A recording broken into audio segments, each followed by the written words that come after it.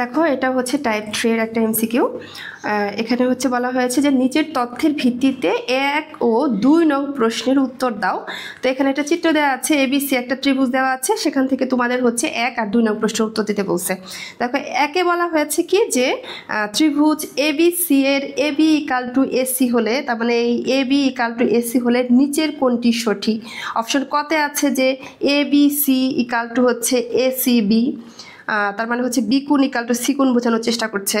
আর option খতে আছে যে A B C is greater than A C B, তার মানে বি কোণটা হচ্ছে সি কোণের চেয়ে বড় বোঝাচ্ছে। অপশন গতে আছে কি যে A B C is less than হচ্ছে এ সি বি, তার মানে হচ্ছে কি বি কোণের চেয়ে সি কোণটা বড়, এটা বোঝাতে চাচ্ছে। আর ঘতে আছে কি যে B A C equal to হচ্ছে এ বি সি, তার মানে হচ্ছে এই এ কোণ আর এই বি কোণ হচ্ছে সমান। এখন দেখো যেহেতু আমাদের বলা আছে যে এবি ইকাল টু এসি, তার মানে হলো যখন তোমরা খেয়াল করবা যে বাহু যখন সমান হবে তখন হচ্ছে কোণদ্বয় কিন্তু সমান হবে। এখানে যেহেতু এবি আর এসি, তার মানে হচ্ছে এবি আর হচ্ছে এই এসি, এই দুইটা বাহু যখন সমান বলছে তার মানে এদের কোণগুলা তখন সমান হবে।